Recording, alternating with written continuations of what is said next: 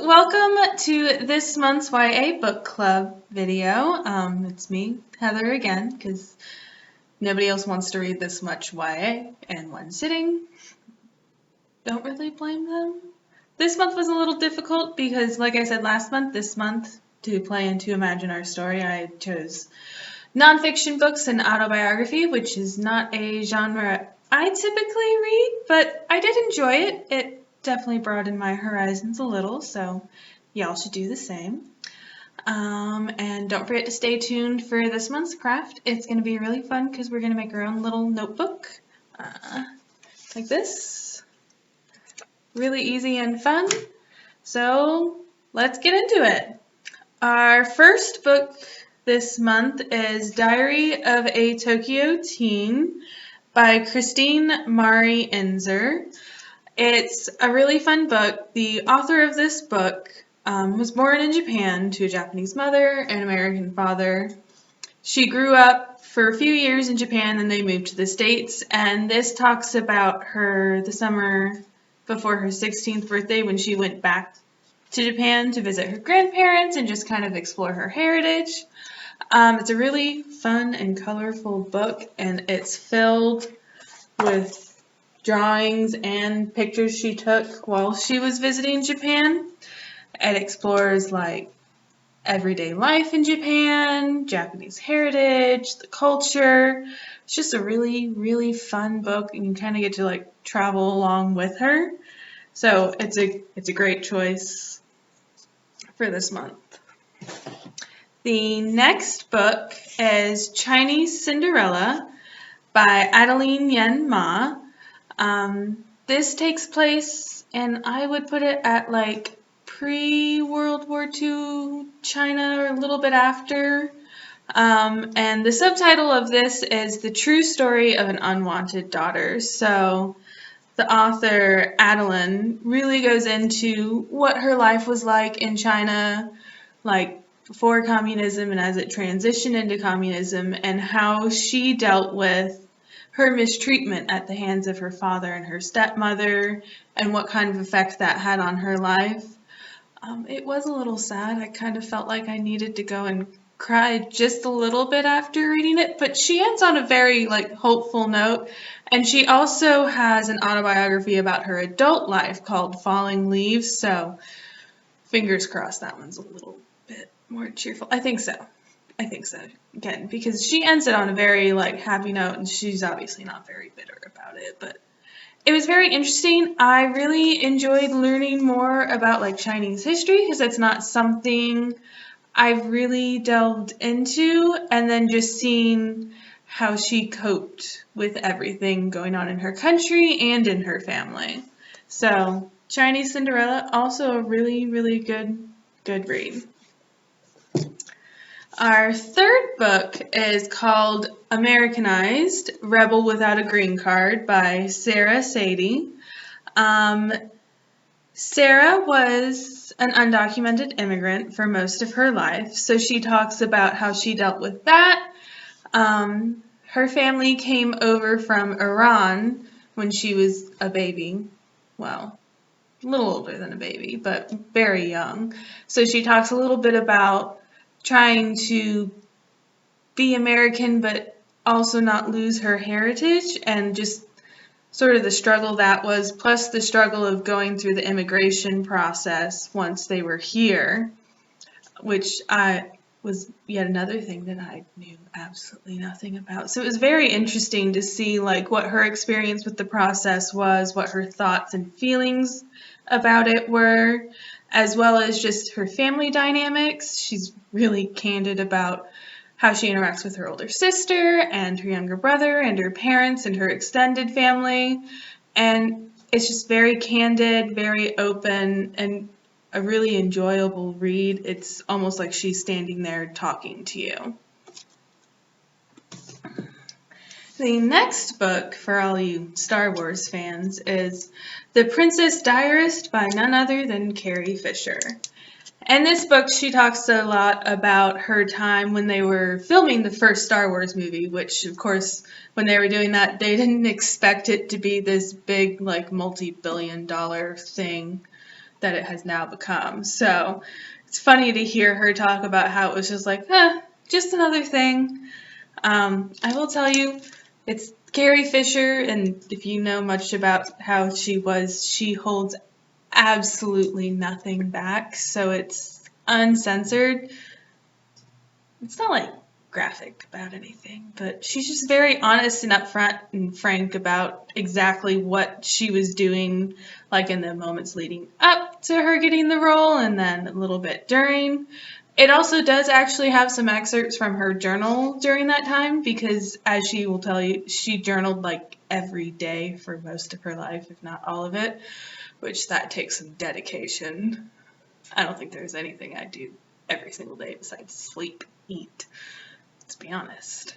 So, but Carrie Fisher's another one who's just really, really funny, really honest and frank, and again, it feels like she's just sitting there talking to you. So it's a good read, and especially if you like Star Wars. I mean, it's not like she talks about Star Wars the whole time, but it does get mentioned. The next one is Dear Teen Me, and this is authors writing letters to their teen selves, so it's a little bit different from the last few, because the last few sort of been autobiographical. This was really interesting. I didn't recognize a lot of authors, to be honest, but it's kind of fun to, like, if you sit back and think, like, what would I write to the me from 5 years ago? What do I really think they need to know? And that's what this is, except longer than 5 years, probably. It was kind of funny to see what exactly people were going to write to their teenage selves. Some of it was pretty funny. Some of it was a little odd. Some of it was actually some pretty good advice. So, another interesting pick. And then, because I'm trying to help us all stay well-rounded in our reading, we've got a poetry book, Light Filters In, by Caroline Kaufman, who is a teen writer. She actually, a lot of this is from her Instagram, at Poetic Poison. This was really interesting. It's free form poetry, so it's not Shakespeare, which I enjoy Shakespeare, but I understand he can be a little hard to read at sometimes, and then I feel sorry for you if you have gotten to where they make you analyze the poetry and write out iambic pentameter. If you haven't hit that yet, be warned. It takes a while to figure it out, and it's kind of frustrating. But don't worry about this. There's no homework assignments with this. It's just a really fun read, and it's just her writing about life, really. Just the ups, the downs. It's really, really honest and easy to read. And then there's, every so often, there's some pictures. So, try a little poetry. It's not as hard as you think, and don't overanalyze it. Alright, and then last but not least, we have Red, which is a generation of teenage girls writing about whatever they're passionate about. So it's got stuff on like school and friends and family, and just no topic was off limits when they were compiling this book. It's by a bunch of different authors, different ages, different backgrounds. They really tried to make sure like the writers list was diverse, and it's girls just being honest about whatever's going on in their life. It's really interesting to read, even as an adult. It's definitely something I would have been curious about when I was a teenager. It just gives you some things to think about. Alright, and now that we are done with the book portion, we get to move on to the craft, and we're going to see if I can figure out how to actually video it this time. If not, it'll be in pictures on our Facebook page again, but I'm really, really, really hoping I can get it in a video because it's going to make more sense that way. It's going to be really easy. So it is just a little notebook, and the nice thing is all you need for this is some regular computer paper, one piece of like fancy paper or cardstock, some string, a needle. Trust me, the needle's important. Make sure you can thread your thread through the needle. And then you're going to probably need some scissors, either an exacto knife.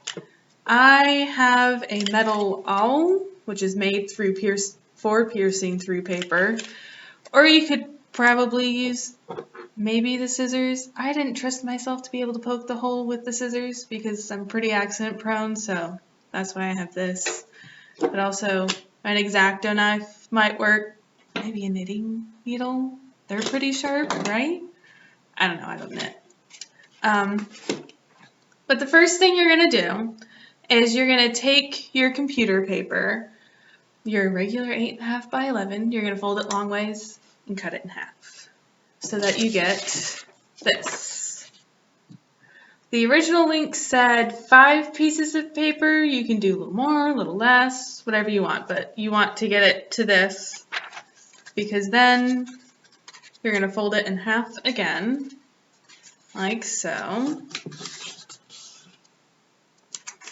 that you have this. And for your fun paper, your cover essentially, just cut out this size piece of it and fold it in half just like the rest, because what you're going to do is you're going to nest it all together so that your cover is on the outside where it belongs, and then it's all folded into one thing. Okay? This is where you're going to need your scissors, your awl, your exacto knife, potentially your knitting needle. So what you're going to do is you're going to poke one hole in the middle and then one hole on either side, about an inch or so from the edges. It's pretty variable. You can see in this one, it's a little easier to see where I've got my hole. See the one in the middle and then one on either side. So pause a second while I do that. You want to make sure it's a pretty decent size hole because you're going to be running the thread through it. And don't worry, I will link to the original instructions in the description. Oh, and then all of these books are going to be in the description, as well as like an honorable mentions list. I got a little burnt out on all of the nonfiction and had to take a bit of a break, but I found so many good books that I wanted to share with y'all. Alright, almost done. I'm trying not to stab myself, y'all. Okay, see? 3 holes. Not the most even, but they're there. So, now what you're going to want to do is you're going to want to thread your needle. I already threaded my needle because it takes me a solid 5 minutes, mostly because I don't have a very large needle. You are going to need a fairly decent length of thread. I think the original instructions said 3 times the width. Little extra is always good because you can trim it off, but just don't keep it too short.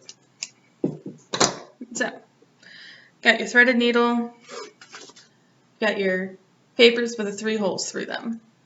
You're going to take it from the inside to the, right? No. From the outside to the inside of the middle hole, but don't pull it all the way through. So you're going to want to leave a decent sized tail.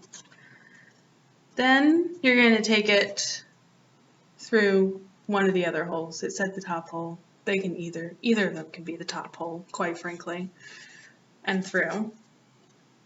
This time you want to pull it snug, but not too tight, because you want a fairly firm binding, but you also don't want to like crumple the papers. Then you're going to put the needle back through the center hole, sort of on the side of the string that is closest to the hole you have not used. If I can get this to cooperate with me.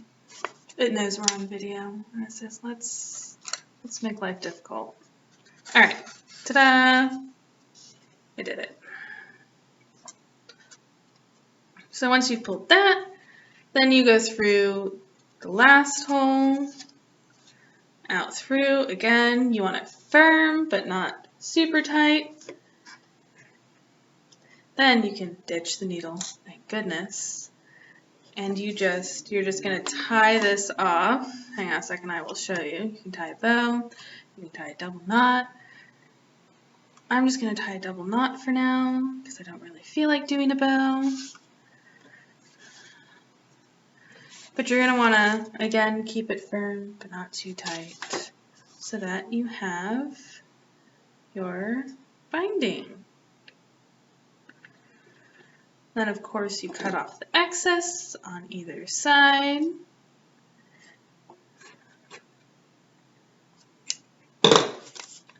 Ta-da! And now you have a notebook, and you can do whatever you want with it. You can put pictures in it, you can write in it, you can pass notes in it, because that's what my friends and I used to do. At least when we were in middle school, we'd write notes and pass a notebook so it looks like we're doing something important, but we're just writing like, what is the teacher saying again? Don't tell your teachers or parents I told you that. Please don't do that in class. Do it in free time, not in class. So, woohoo, I actually managed to video it. That is this month's book club. We are still doing summer reading, so make sure you get your record so that you can get entered for prizes. Who doesn't love free stuff? Next month's video is going to be graphic novels. Isn't that going to be fun? I have picked out what I hope is a pretty good collection of like fantasy ones, and then I've found some ones for mythology, so that's going to be fun. And I will see you next time. Have fun, and I'll see y'all soon. Bye.